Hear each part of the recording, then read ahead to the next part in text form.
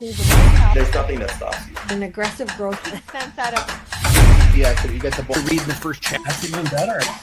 Ransom Shield line. And You know,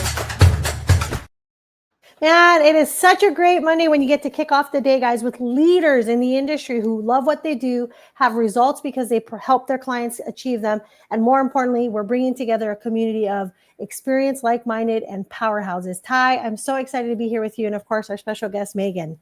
As always, Shar, thank you so much for hosting us. Love being here. I love it when we can give back to the community on a Monday morning, give everybody a way to start off the week. And I get the joy of introducing and you know what? Today's the first day, one of the first days. Last week you met Kathy. Obviously, we know Charlene. Today we get to meet a new face for the first time, and a face that is so impactful to the message of what we're delivering at CoachCon.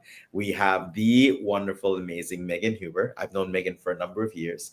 And Megan is a business strategist and the creator of the Super Community, who helps coaches and course creators turn their online communities into powerful transformational sales engines through her blend of structure, soul, and strategy. So we're really excited to have Megan here today and to tell us a little bit about what she's going to be sharing at CoachCon during her session. Hi, Megan. Wow. Hey, thanks, guys. I'm so happy to be here on a Monday morning. It is, isn't it? Well, you know, Megan, I think that's where champions are made, right? Is we show up and do the work. The reps is what we call it on our lives. People don't want to do the reps. They want everything glamorous and, you know, they want to have all the success, but yet the reps are the pieces that they go, oh, I've got to do that part. And I'm like, yeah, that's kind of how you get there. And that's what separates champions and the people who think they can get to where we are. It's just because of hard work and commitment and sacrifice. And Megan, I'd like everyone to meet you because you're bringing to the table the expertise of having helped corporate as well as coaches one-to-one really grow their community around their business and literally look at other opportunities of increasing lead flow and revenue. So Megan, tell everyone what your superpower is and how you've helped them do that. Yeah, gosh, what is my superpower? So I'm going to be really honest. I never in a million years thought I was ever qualified to really be someone talking about and coaching and consulting people on community. It's not something that when I look on my childhood or my teenage years or in my 20s, I don't really have like this track record of like, oh, Megan's this amazing community builder. I always saw myself as a leader though. I always thought like, you know, I was always the leader of small groups in school. I was a leader of the tennis team. I was always in a leadership position in school and even as an adult as well. But I wanted to share that because sometimes we think that we're not qualified to do the things that we are actually being called to do and the way in which we're being called to serve. And sometimes the conversation going on in our own mind is like, why me? Like, you want me to do that? You want me to like teach people about community? You know, I am known as the structured person. People come to me because they want simplicity, they want structure, they want systems. And I've always, I think, kind of under the radar built community because I've always had my own group coaching programs and masterminds. I was a high school teacher in my 20s. And when you're teaching high school kids, like you've got to create a sense of community in that classroom because you have such a diverse group of people. I taught an elective. So I had all different ages. I had 9th graders to 12th graders. I had the smartest kid in the class and the least smartest kid in the whole school in my class. And they were all mixed in together. And being a high school teacher really was my training ground, I think, so much in learning how to bring a diverse group of people together so that they could all work together with each other. And you really have to learn how to turn other people into leaders, right? So, you know, there's always got to be a leader of a community, but you also have to create other leaders within the community who have a position in your community that other people look up to in the community. I think there's this YouTube video. It's pretty old. We've probably all seen it where a group of people are sitting on the grass, sunning themselves. They're all sitting there and one guy gets up and he goes and just starts kind of dancing around and nobody's paying attention to him at all. And we would think like he's the leader. He's the leader and everybody's going to follow him. Nobody else got up until a second person decided to finally join this guy dancing. And once everybody sitting down saw the second person, so the second leader, get up and dance, everybody else joined in. And that just tells us that the leader isn't necessarily always the most important person. You've got to establish other leaders in the room so that your people are like, oh, okay, well, if they're going to do it, they're going to say yes, then I guess I will too. So yeah, that's a long answer to your question, but it kind of gives you a little bit of a picture of where I came from and my background, and even like what I've thought about myself over the years, like not even being that great at community, but it's what I teach people how to do. Wow. And you, Megan, one of the big things that Ty and I've seen with CoachCon is the community, especially when you're starting a business like coaching, it's really hard to find a community that understands, the ups and downs, the wins and the losses, and how to juggle, your 9 to 5 while you're building, this business on the side. And then of course, some people we've talked to, and Ty and I have just kind of looked at them and said, you have always been a leader. They say, oh, I was already doing this in corporate. I just didn't know I was a leader or a coach. And we were like, yes, indirectly and directly, you've had experiences. You just don't use that as a tool to your benefit. And we're here at CoachCon asking them to do that. And Ty, when you look at CoachCon and this vision that you put several years ago, and now it's happening, I can't tell you how thankful I know I am, and I'm sure Megan has been, just because of the camaraderie and the relationships we're building. But Ty, this vision of CoachCon was really to build this community. 100%. And, Megan, I love that you share that story. I've written articles and blogs about that particular video and that clip, because, my interpretation of that is that first follower says it's okay to everyone else to follow. And so that's what creates the leader. It's like when you have that first validation of that person coming in, that's how communities form. That person takes a risk on the leader and then builds a community around them afterwards. And Charlene is right. I mean, CoachCon isn't an answer to a format for coaching. It's not an answer to new content. Content's available everywhere. You're a successful coach. You're a consultant. You've done this. Your material is everywhere. People can find it on their own. But what it's doing is it's bringing together a community for that early stage coach. That early stage coach who wants to come to an event over and over and over again, be there with partners in their community, learn from each other, learn from speakers like yourself, but also do it in a way where they're also co-teaching, where they're taking your content and then they're moving it into their own groups, and they're able to teach side by side with you and create that community. So to your exact point, CoachCon is being built by having leaders like Megan inspire other coaches to lead their groups within the framework of CoachCon. Wow, guys. And, I think all of us have been impacted by a community, whether for good or whether for, unfortunately, the reality of it. You're dealing with people at the end of the day. And sometimes communities may not support that. Sometimes communities may not work out. But today we're teaching everyone this super community method from our experience, because we know that when you guys come to CoachCon, you're going to want to sit in on Megan's presentation and training, because she's going to show you firsthand, and she's going to share a couple of takeaway promises that she's going to deliver on. But today we really want to talk about what is the power of teaching this community method, because Megan, you've done this for your clients. You've done this for solopreneurs as well as corporate America. And so you've understood how it's applied. And yet Ty and I have come from corporate. We've come from entrepreneurship, and now we're coming into what we consider building a new community with coaches. And so, Megan, how has this helped your clients? Like, tell us some case studies, share with us some wins, and of course, help us really understand, because a lot of times coaches like me and sometimes like Ty might feel like we've got so many lead generation strategies, but we're missing a really great opportunity with building community.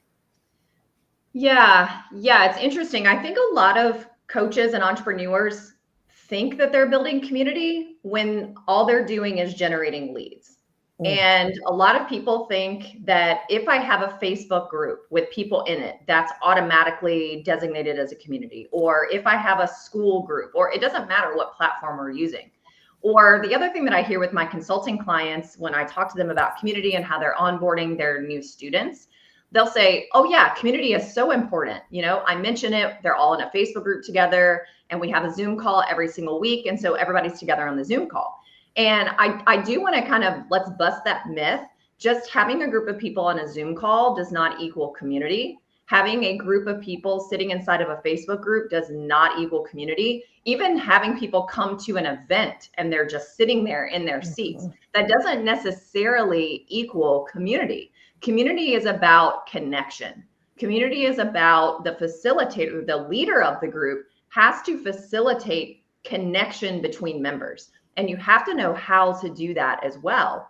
And what I mean by facilitating connection, look, we all believe that, well, we're all serving adults, and adults just know how to create community on their own. And that's a misconception. Adults are not going to just create community on their own.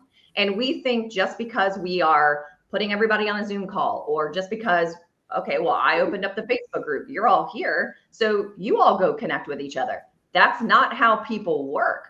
And that's why so many folks have these platforms like a Facebook group or a LinkedIn group or wherever, and it's really quiet and it's very disengaged and it almost feels dormant. It feels dead. Even if the leader is posting a lot of content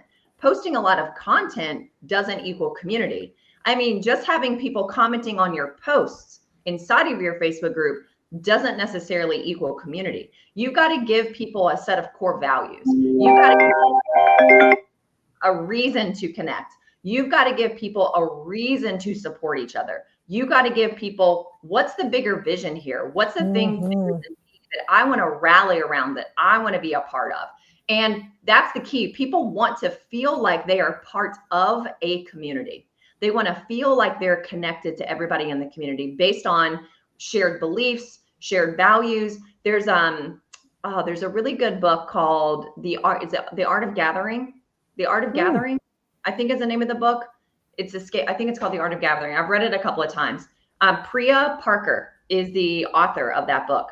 And one of the things that she teaches us about community is that a community actually has to be exclusive in order for it to work and in order for it to last a really long time. And in one of our early chapters of the book, she talks about how much data Meetup.com has collected over the years. I mean, they have billions of points of data on communities that last. And that's what a lot of studies that Meetup.com has done is what kind of community, what does a community look like that lasts a really long time versus a community that maybe they get together a few times, but then eventually just sort of fizzles out. And what their data shows is that the more exclusive the community is, the longer that community lasts and the more good work that community actually does together. So for example, if you've got a hiking group and you just get a hiking group together, well, you're going to have people who show up of all hiking abilities, of all ages. Some are going to bring their pets. Some are dating, some are married, some are single. That's not an exclusive group. That's a very inclusive group. What they're saying is that a community that lasts is a group of married people, 50 years and older, who have German Shepherds, who want to do trail walks that are level easy, and they don't want to walk more than 2 miles a day. That's an exclusive group. Every single person's going to fall into that particular category. Right. And that community is actually going to last a whole lot longer. So just gathering a group of people together, just having people on our email list, or just having listeners on the podcast, it doesn't actually equal community. And then the community is really that connective tissue. It's like, why do I want to be here? What's the purpose of me being here? Do I want to come in and just buy your little course, get what I need, and then bounce? Because that's how a lot of people are going to think, and that's how they're going to act and operate. And we don't want people to bounce. We want to take people off the market. You want to take them off the market, right? So how do you do that? One of the best ways to do that is community. Make them feel like they are part of a family and they cannot imagine life not being with these people. And so they stay longer. Wow. And I think, Ty, that's really kind of the basis of why CoachCon was such an essential vision of yours, because a lot of people want to start off with the winners, but they also want to come to a place where it's safe to say, hey, this is what I'm struggling with, right? That's the commitment. I love what Megan just shared. I love that engagement and connectivity thing, because people do, they are going through a checklist of what do I need to build this business, right? I need a container, Facebook. I need to post content.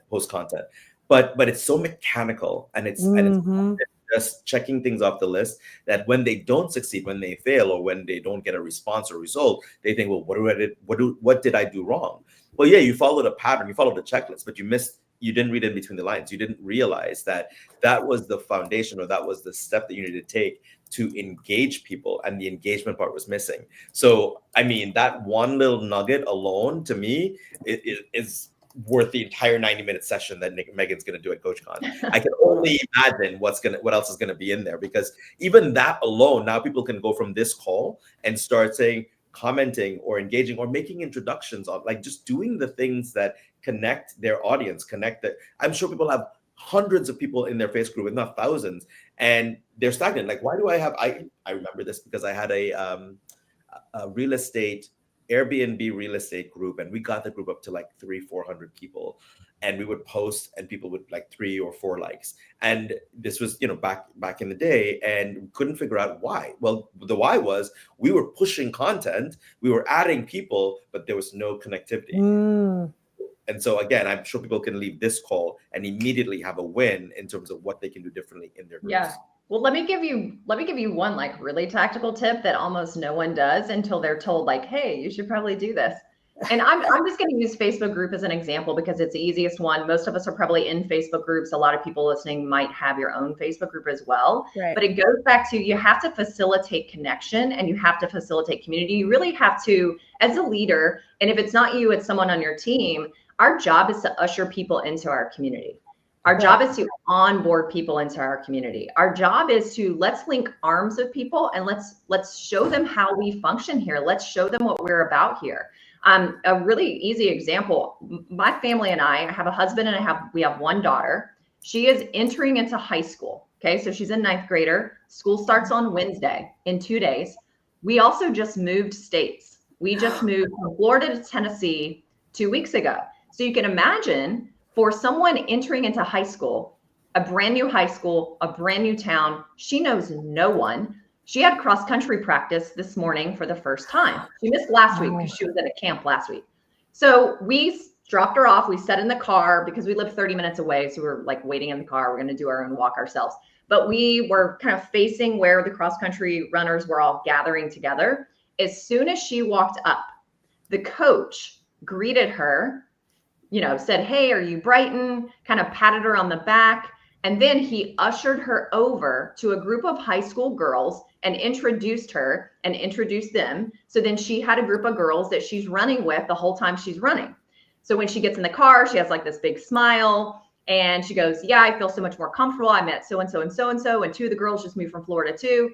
So I share that because that's what we're not doing with people when they join our Facebook group. So people aren't just joining your Facebook group. Our daughter didn't just join the cross country team so she can run. Nobody just wants to join the cross country team so they can run. You want to like have camaraderie. You want to have community. You want to feel connected to these people who have something in common with you. So when someone initially joins your Facebook group, here's the tip. You immediately send them a private message and you connect with them. You don't just let them come into you don't just accept them into your group and let them find their way. Right. It's like this cross country coach didn't just let Brighton like walk in and, feel a little like timid and shy and let me just sit here by myself. He ushered her in. So when you message people, here's the 3-part message that you send. So everybody write this down. It's a super short message. The paragraph 1, which is a sentence, is, hey, Megan, welcome to the yada yada community. I'm so glad you're here. The second part is you tell people exactly who you serve, how you serve them, what you help them achieve. It's 1 or 2 sentences. So they know, am I in the right place or am I not in the right place? And then your final sentence in that message is a question, a really, really easy question that no one has to think to answer. It's kind of like are you this or are you that type of question? And it's helping you start to pre-qualify people, but it's also helping that person and you get to know each other a little bit more. And what you've done with this really simple message is, okay, now I feel like, oh, this person really wants me here. This person really cares about me here. They care about my well-being. I'm in the right place. This is going to be awesome. And now you can start building on that conversation and building on that trust that you're establishing really early on, because it brings down the walls. And then people are going to be more likely to not just be a wallflower in your community, but actually be connected and start consuming some of the content that you have in there and then connecting with other people in your community. Wow. And that just starts, guys, with the basics. We're still in the people business, right? All of this technology, all of this social media doesn't replace the human connection that you want in your business for your clients. And of course, when you're selling someone, they want to buy from you. They're not buying from a website or from, a landing page. They're still buying the Megans and the Ty and the Charlene's of the world. That is the power of community. And I love that, Megan, that reference back to your daughter's experience, because the note was the tool, but the coach was the reason.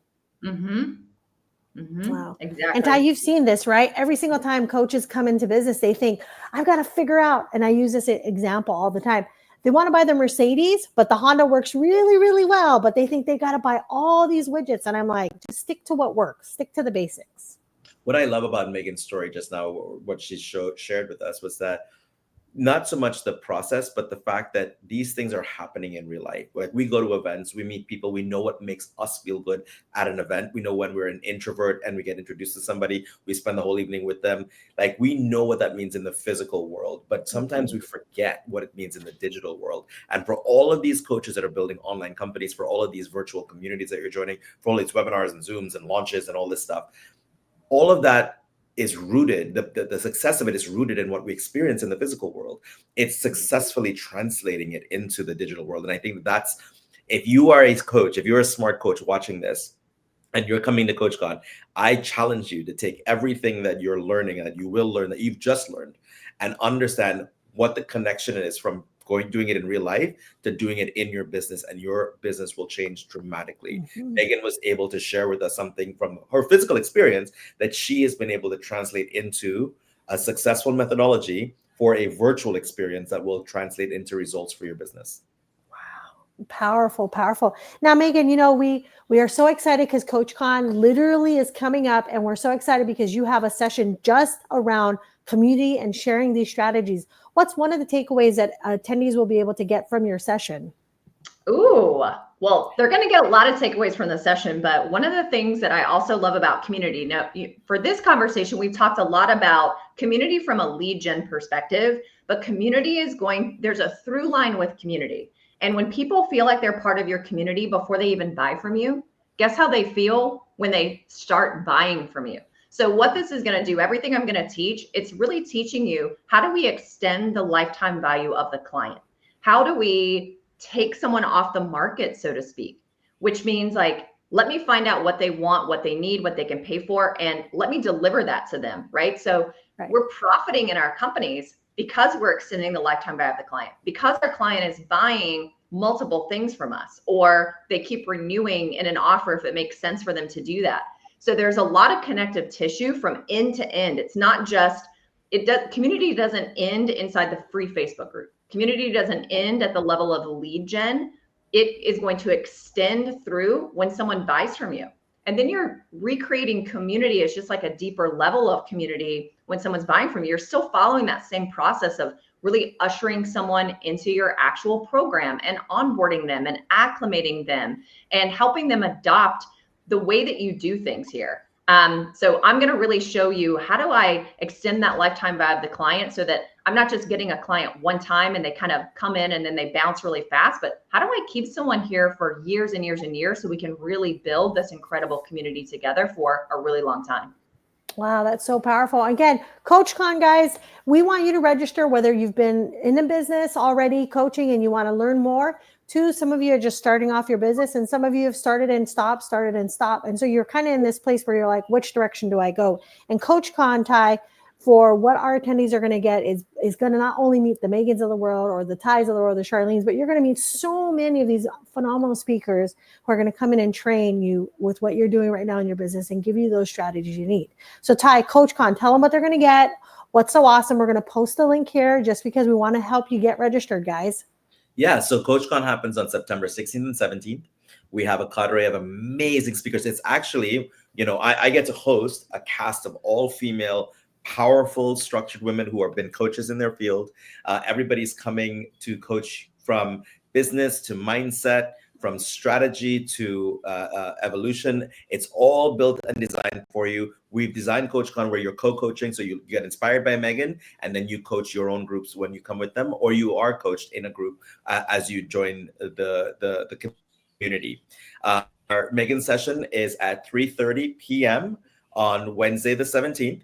And we have, again, a whole lineup from 9 a.m. both days, the 16th and 17th, and we look forward to joining. CoachCon is www.coachcon.global. Join us on Facebook, join us on LinkedIn. We are excited to have you. Perfect. Again, and so Megan, tell everyone about your session, because I know that there's going to be a specific highlighter going across the table when they're like, I need to go to this session. This is exactly what I want to hear, what I need to do to help in my coaching business. Tell everyone where they can find you during CoachCon. Where they can find me during CoachCon? What is your that session mean? and your time? Oh, okay. My session, I'm going to teach you the super cute. I was like, where do they find me? Franklin, Tennessee. I'm going to be teaching my super community method, which is all about taking your existing, but maybe dormant or quiet or really, really small group of people and reviving those people and reigniting those people and bringing that community back to life. What are the steps and the stages of and that process? There's a system, right? So I'm going to teach you a step-by-step system on how do I bring those people back to life so that I'm building trust with them and they are ready and poised and know that I want to buy from you. I trust you. I want to be in this world with you. I want to be in this community with you. I'm going to say yes to what you have to offer and then continue to buy from you for years and years and years. And that is at 3:30 p.m. Eastern on Wednesday, September 17th. Wow, that's so awesome. Ty, as you know, we love to not only help our community, but more importantly, our coaches and mainstream speakers who are coming. They're just going to be pouring into every one of our attendees. Yes, and we are excited to have him. Thank you so much for joining us, Megan, and I look forward to an amazing session. Thanks, everybody.